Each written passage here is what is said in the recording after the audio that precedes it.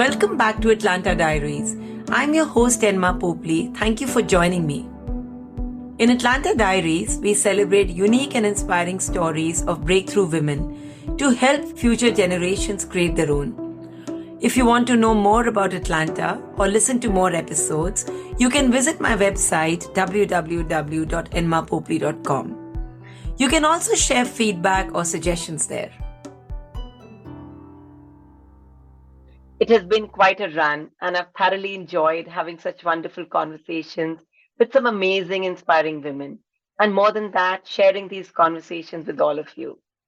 I want to take some time off to be with the three men in my family, and I'm therefore taking a short break. But I will be back with another slate of amazing women starting August 4th. So do save that date. Meanwhile, I would not want you to lose your habit of tuning in every week to Atlanta Diaries. I've therefore selected a few hidden gems from my earlier conversations, and I'm resharing them with you so that you stay inspired. See you on August 4th, and happy listening. And thank you very much for your support in helping build this amazing Atlanta Diaries community. My guest today is Dr. Ettie Zilber. Ettie has served as an educator and school leader at international schools in Israel, Singapore, China, Guatemala, Spain, and the US, and has also served as Adjunct Professor for various universities. Ettie now devotes her time to Holocaust education and has published a book about her family's Holocaust experiences. Ettie has been married for 48 years, has 3 wonderful children and 3 delightful grandchildren.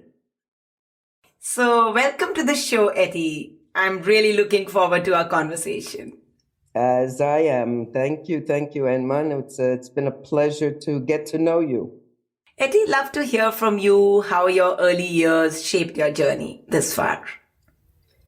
Well, I think early childhood years are the formative years for everybody. And in my particular case, they were very challenging years because I was born to parents who were immigrants and survivors of the Holocaust. And I myself was born after the war in a DP camp in Germany. So basically, we were all refugees coming to the United States with all of the well-known challenges of refugees. No money, no language, no contacts, pretty much alone in the world. So the early years for my parents were very difficult. And of course, that is felt by the child. So definitely I was formed by that. And in retrospect now at my age, I can look back and pretty much track the path from that directly to who I am today. So that's sort of the entree into our lives. And as an immigrant refugee, we were also minorities, part of the minorities here in the United States, being Jewish. So that also had an impact on me personally. And now I realize also professionally. So that's just a little intro.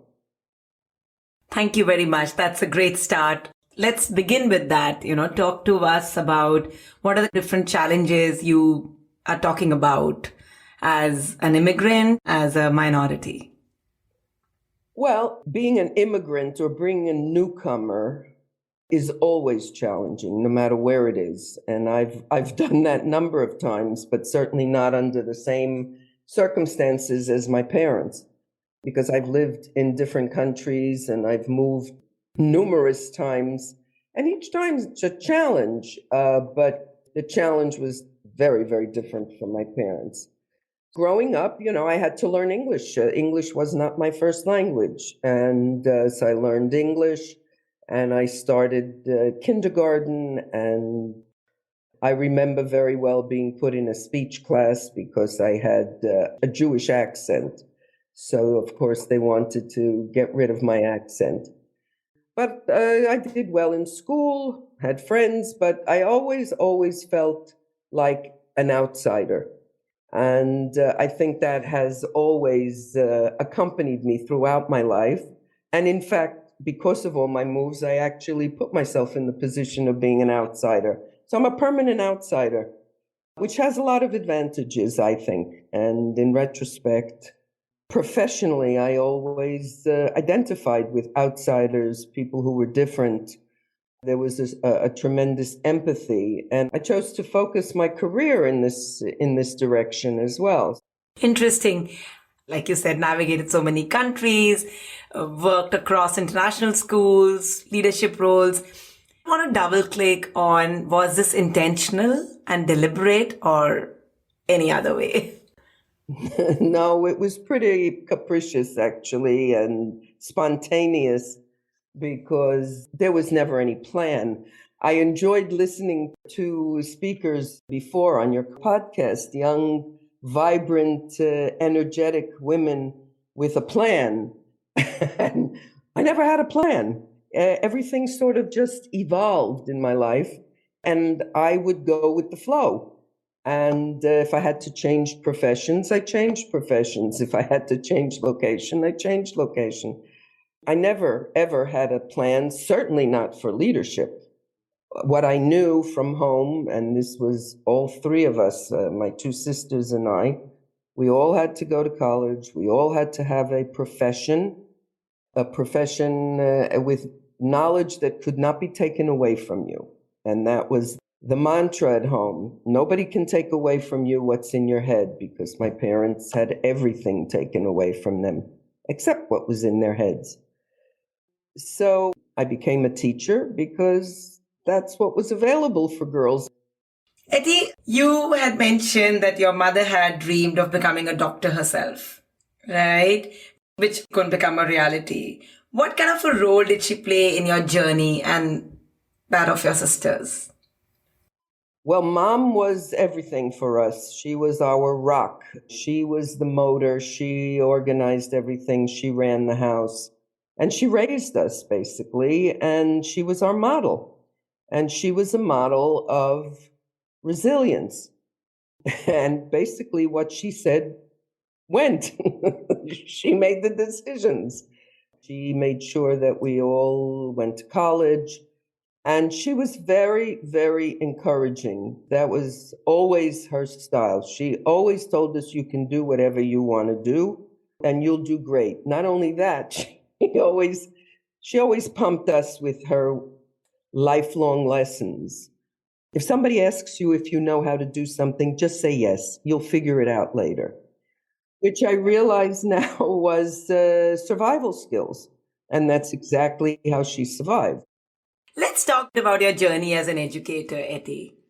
Was there a turning point when you discovered leadership was your calling, or how did you traverse that journey? I don't know if I would say that leadership was a calling. A calling, I think, by definition, is something you have early on. I knew I had leadership skills, even socially amongst my friends. My friends would listen to me, my ideas were well received, respected. So, but I never, ever thought of leadership professionally, because that was just not part of my generation, nor did I have any models, right? I never had a female model who was a leader. So never really thought about it. I was a teacher and that was it. At school, when I was teaching, ironically, I did become head of the little teachers union that we had at school. And so I did get a taste of some kind of leadership. And I was on different committees for professional development and so on. So I was heading up some committees, and I saw there that I had the skills. But once again, it did not enter into my mind that I must become the head of school one day. It just wasn't there. When did it pop up? When I was living and working in Singapore, and I was working at an international school. And I got a job in the middle of the year teaching English as a second language. I never got qualified in ESL, but I taught English at various times and privately and so on.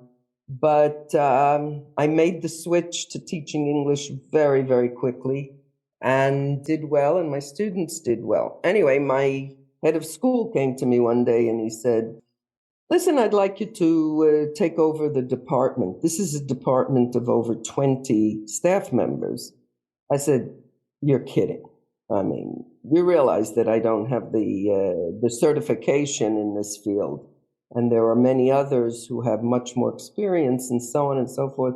He wouldn't let it go. He said, no, I want you for this position. And I thought, oh, geez, this is going to be a problem.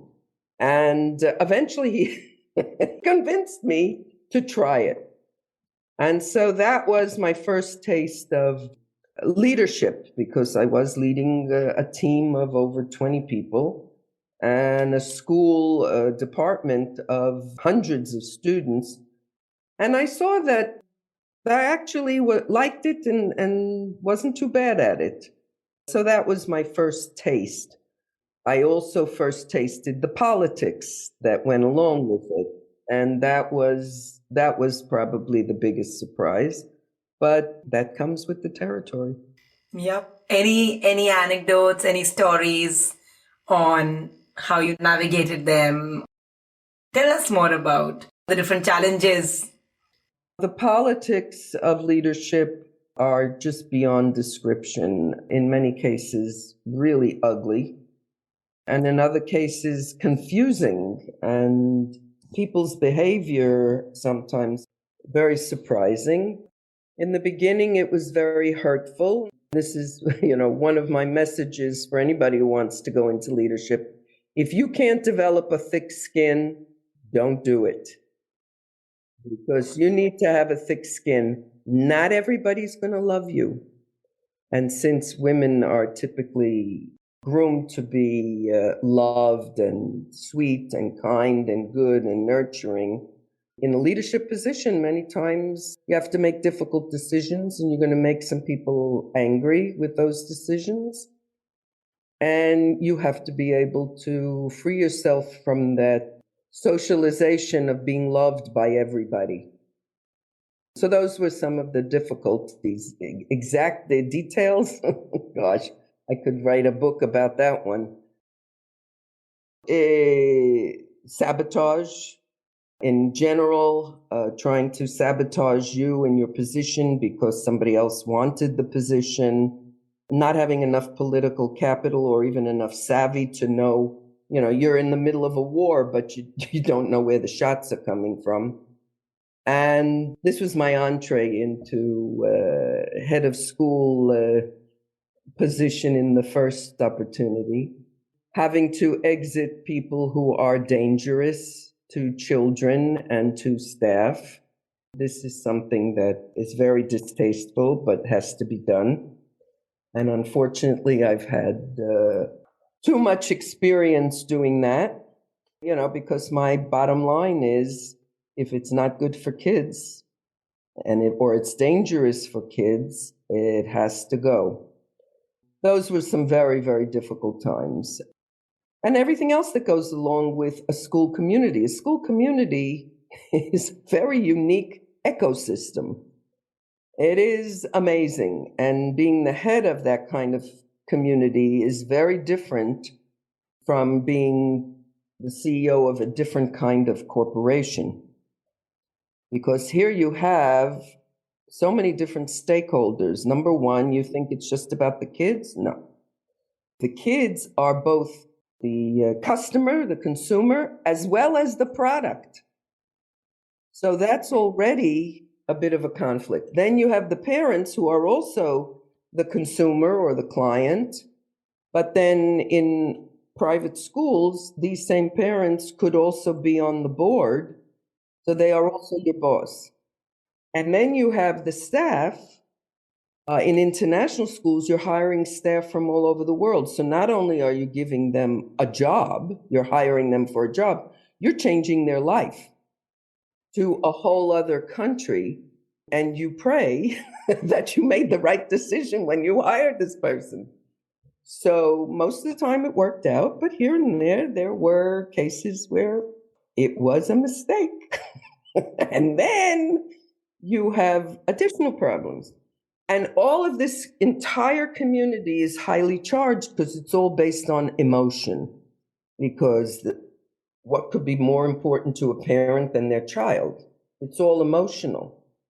It's a very hypercharged environment, which is very different from other places. So leading an organization like that, it's exciting and it's challenging. Did you ever feel imposter syndrome or self-doubt? Sure. Just before I got the first position as head of school, definitely I didn't know it at the time, but I had a lot of anxiety. And now, we know the term imposter syndrome, like, how can I do this? I got this job, but how the heck am I going to do it now? So yes, I definitely felt that way. But like my mother said, you figure it out. That's what you do. You navigate it. And I did. Develop myself professionally. I took courses, I studied, I read books, I spoke to other leaders. I had not too many, but I wouldn't call a mentor, but I had some other friends who I could call and ask for advice. But when you're starting out in the position, you don't know enough. You don't know which questions to ask, particularly when you're coming into a battlefield. That's all I can say. It's a battlefield. And you don't quite know how much of it is imposed on you or how much of it is because of your lack of experience. So you still have that going on in your head. What is causing these problems? And it took a while until I figured out that there's some sabotage going on. That was very, very difficult, but most people don't have that exact situation walking in the door. But as I said, you develop a thick skin and you move on. Ettie, you remember I mentioned to you that before I started the podcast, I did a little survey, an informal survey with around 300 women across the globe. And there were some interesting outcomes and some interesting learnings from the survey. And interestingly, they were quite consistent. So I'm going to share with you some of them and I'd love to get your perspective, right? The question which I heard was, how do you gain that rightful seat at the table? Clearly, you made a lot of effort to gain that rightful seat. Love to hear on how did you navigate that? I started doing it by writing. I started writing articles and publishing professional articles. And I started publishing, which was completely new for me. And I realized that I was getting positive responses. I mean, it was great to see your name in print, in a journal or in a newsletter, a professional newsletter. That's when your name goes out there and people contact you. They ask you questions. That was my first entree. And then once you've published, you can then use that to promote yourself for the next position. I was always participating in regional conferences, professional conferences, and I gave workshops and I did training of other professionals. And so your name gets out there. And then at a certain point, I summed up the courage to apply for positions on certain professional associations. So I got onto their boards. So once you have developed that kind of name, you're sitting around a table, literally, and you have a say. Were these boards dominated by men? Yes. Yes, they were definitely dominated by men. And I learned very early that you're not always listened to, and other voices are louder than yours, but you just keep going. So that was an interesting journey too. Any anecdotes around that, Ettie? How did you keep going? Or any times when you went through self-doubt, when you were not able to be louder than the other voices? Yeah. Sometimes when I'm in doubt, I sit quietly and I listen and I observe what's going on, who's got the power, who's got the microphone, who's got the voice. So that was in the beginning. That's how I started learning the game.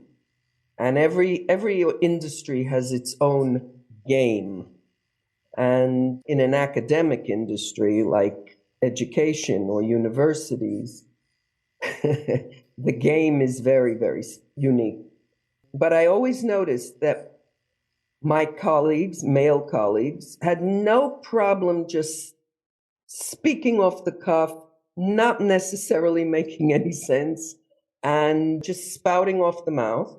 And I would have to think 25 times before I raised my hand to speak, to make sure that what I was going to say was absolutely accurate and on target, appropriate at that moment, the whole emotional intelligence piece. I think that what I did to raise my profile, so to speak, was I volunteered for different committees. I ran those committees successfully. That plus all of my public exposure at conferences, my writings gave me more gravitas. And so people would listen when I spoke.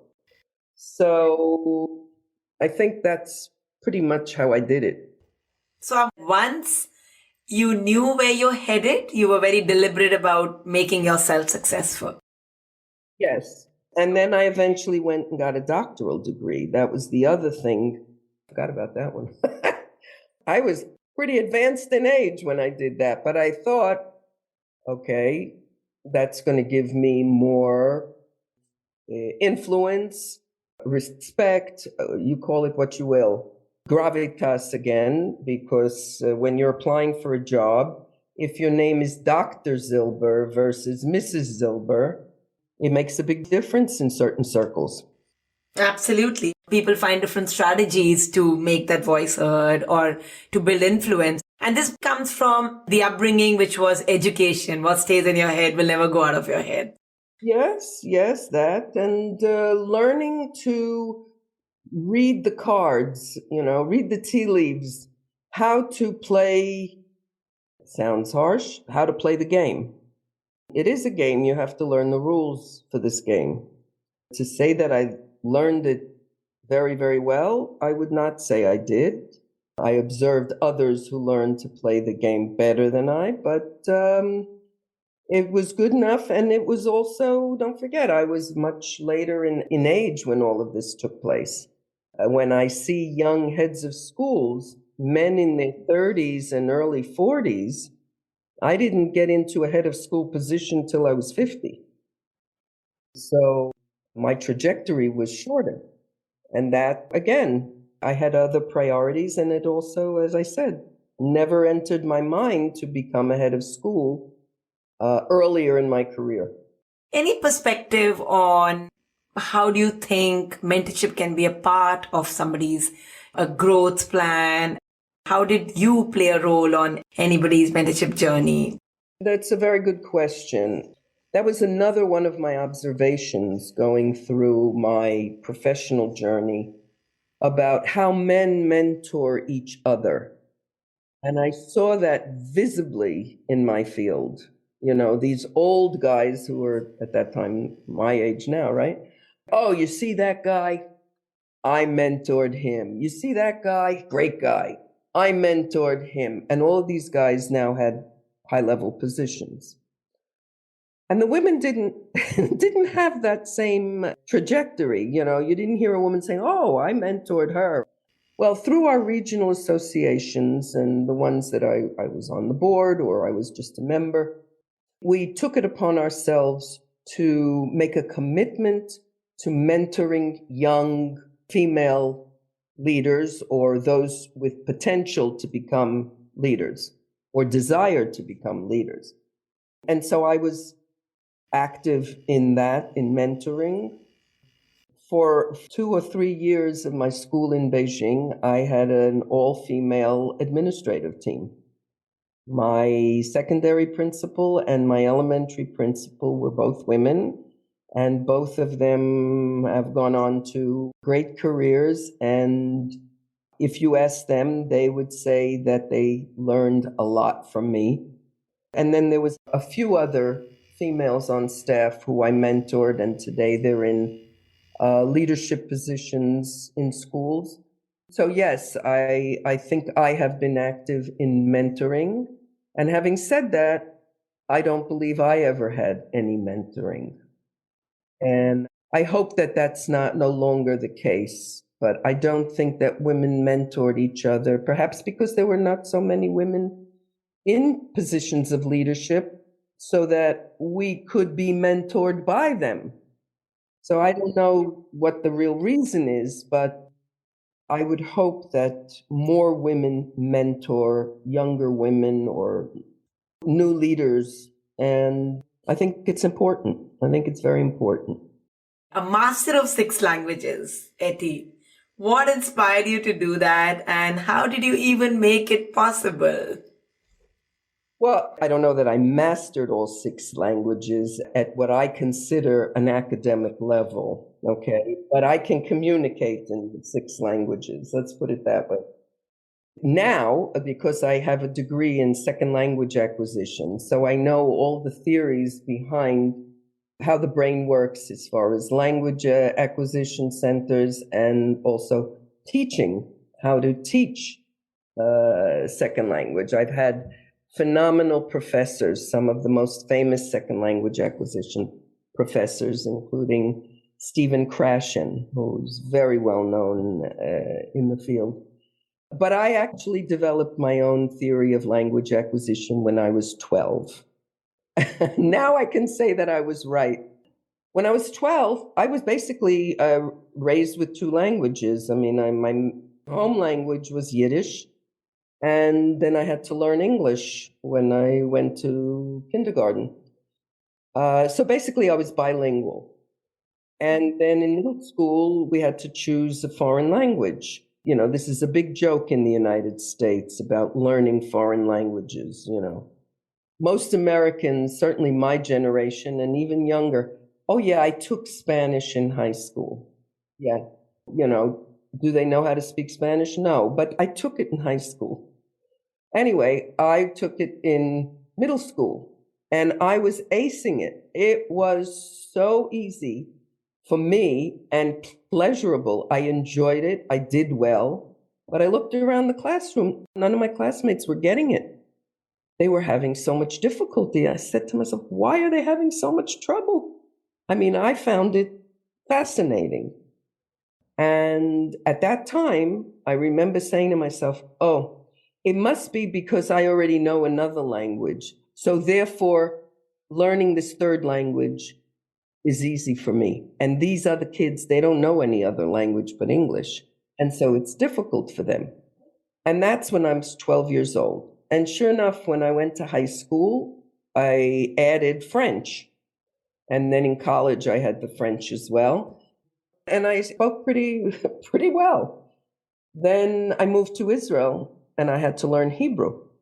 And that's a whole different language, even though it's the same alphabet as Yiddish. So I had to learn Hebrew. And within a very short time, in 6 months, I had to get a job and start working using the language, you know, and the language was not perfect by any means, but I didn't care. I had little smatterings of learnings of different languages based on my travels. But then when I moved to China, I was determined to learn Chinese. And in the 4 years that I lived in Beijing, I made it a point, I took lessons and I made it a point to be able to speak. So after 4 years, I could communicate well enough to get around by myself. And so I was very excited about that. And I just love it. I love it. I find it exciting. I find the connections in my brain. I know how to switch centers, language centers. And I just learn it. And I would imagine that other people who are multilingual have had that similar experience. Did you feel that it was also a need, or it was just a passion? No, not a fashion at all. It was always, well, I made the need. All right. I said, I need to know. When I studied Spanish and French in school, I had to pass the tests, right? So there's your need. And I did well and I enjoyed it on top of it. When I moved to Israel, the need was I have to integrate into this society. And at that time, most people didn't speak English. So if I was going to get into that society, you needed to speak the language. And I did. So that's need for sure. I needed to get a job. So you need to speak the language. In China, I said, I need to learn this language. That's it, period. It was my need to show myself that I could do it. And also the need to get along on the street, because you're not always in the company of somebody who can translate for you. So I needed to be able to get along on the street.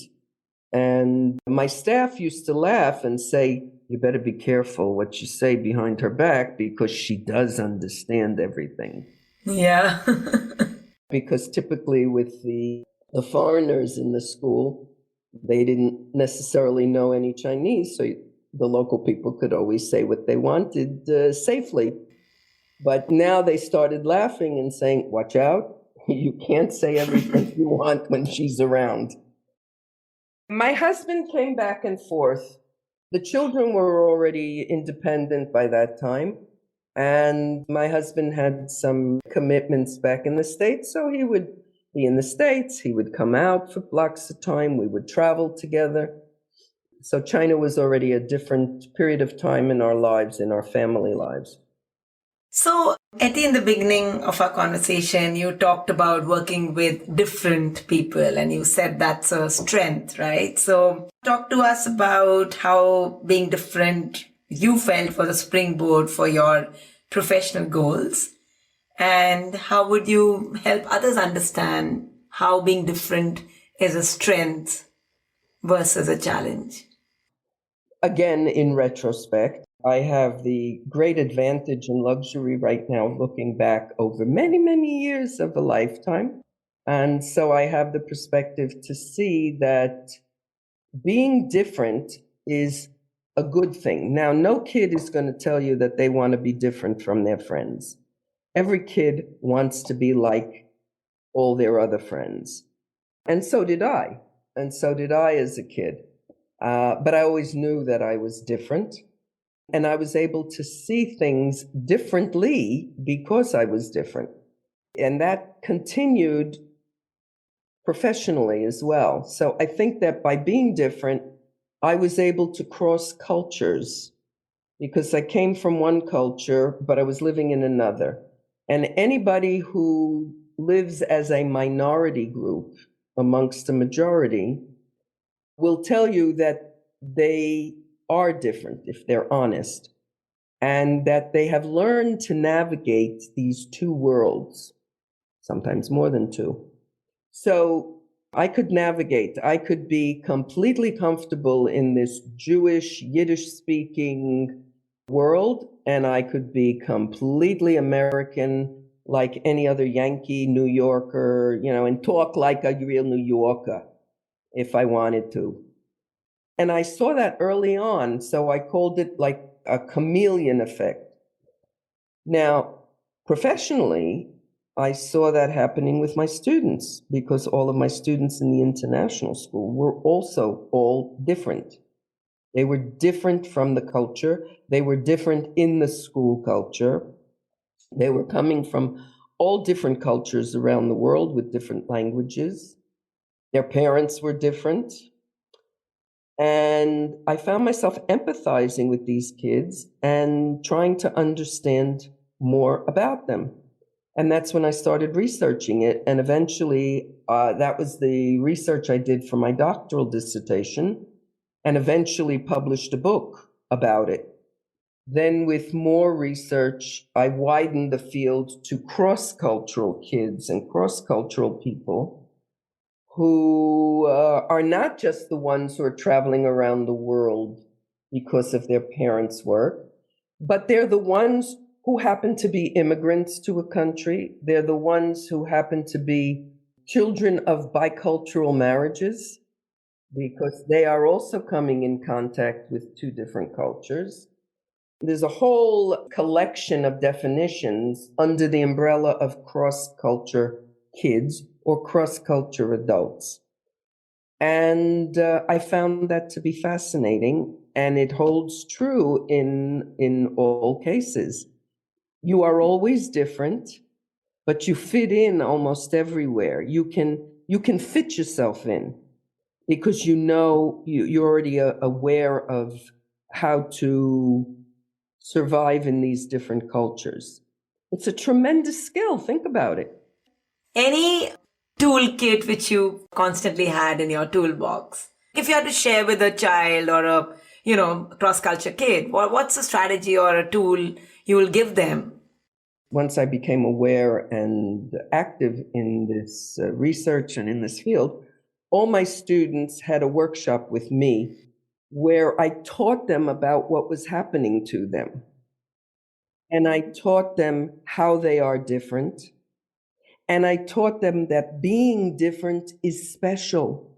You are unique. You have certain skills. And they came out of these workshops with a completely different perspective on themselves. And then I also taught their parents about it, almost throwing a guilt trip on their parents by saying, look, you've chosen a certain lifestyle. You've made these decisions to live in Singapore. You've made decisions to live in China, in Buenos Aires, in Argentina. What happens to your children now? You've taken them away from your home culture. What happens to them? Many parents would come to me crying, my kid is losing our home language. My kid is losing the home culture. They don't know about our holidays. They don't know about our traditions. So I used to have special sessions for parents on how to deal with this and what they need to do if they want to maintain the home culture. And I have been doing and conducting such workshops for parents all over the world who are taking their children out of their home culture to live and work somewhere else for whatever reason. But they have to understand what's happening to them. I tell them, if you're putting your kid in an international school, even if you live in the country, even if that's your home culture, you're sending them into a different culture in the international school. I know this is a whole chapter altogether, but if you had to give a snippet of that workshop, what is the one thing you will tell any listening parent who's brought their kid into a different culture? If you want to assimilate into the majority culture, then fine, just let your kids go, they will assimilate. But if you want to maintain your home culture, your traditions, which many minorities do, I find that minorities think alike, regardless of where they came from. But if you want to maintain that, you have to work at it.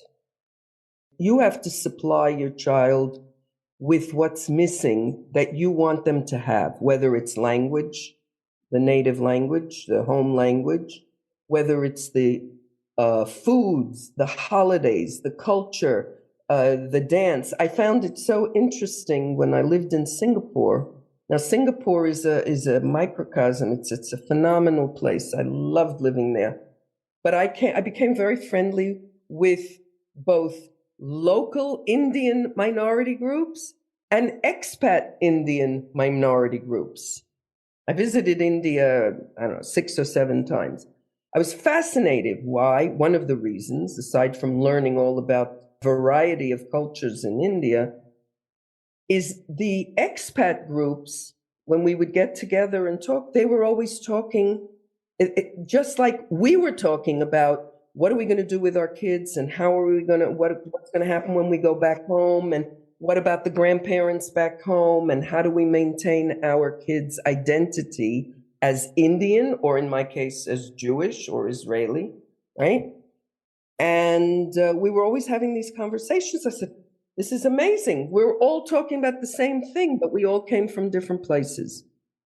So if that's what you want, then you have to work at it. So I saw my Indian friends, they would send their kids for dance lessons and sitar lessons and language lessons, and they would celebrate all the holidays and so on, just like we did. And that's what parents have to do if you want to maintain the culture, the home culture. And that takes work. So, Ettie, like you know, I started Atlanta Diaries as a place where women professionals can learn and unlearn their definitions of success. What would you like to advise them as they listen in? Well, as an old lady, I can give advice. Perspective. Let's call it perspective. Yes, I'll give some perspective. Okay. So, like I said earlier, the first important thing is if this is important to you, if you see leadership, if you have this drive for leadership, I think it's great. I think that it's still an uphill battle. I don't believe that the glass ceiling has been completely smashed. You know, there's some cracks. So I think it's a wonderful thing if women seek out this kind of future for themselves professionally. But if you do, I think you have to also think about, is a family also in the cards for you? Is that something you also want to do? If not, that's perfectly okay. Perfectly okay. But if it is, you have to make sure that you have the proper support. Like I said, you have to make sure to have a wife. Right? Whether you're paying for this wife or you live with the wife, and I'm saying that metaphorically, right? Yep, of course. You need to have the support at home, because to have a family and a career is very, very challenging. And so you can't do it all. That would be one piece of advice. The other, you have to grow a thick skin. In leadership, you have to have a thick skin. Not everybody's going to like you all the time. That's hard for some women to accept, that, you know, you're not liked. I think it's also hard for men, but I think women are also judged by a different standard. And that double standard does exist. And I think, I'm speaking for my generation, we always thought that, if you just keep your elbows on the table and keep working hard and keep moving forward, you'll succeed. Sometimes it's not just a matter of the amount of work you do, it's the communicating that you do, networking. It's that kind of communication. It's getting yourself out in the public, being visible. That's important too. And I wish you the best of luck, whatever you decide. And it's great that you can choose your path more than in the past. Sounds great. Sounds great. This was so wonderful, Ettie. Thank you very much. I'm sure this conversation is going to inspire and be very insightful for many women.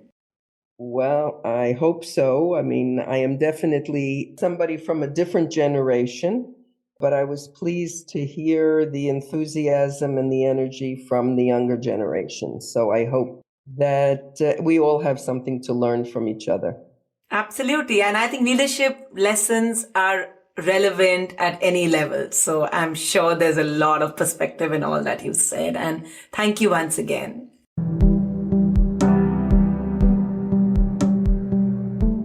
Thank you very much for listening. All my guests have brought their most vulnerable selves on Atlanta Diaries. And even if a small segment of these conversations can help champion the journey of one person, it's going to be really worth it. I do have a request for you.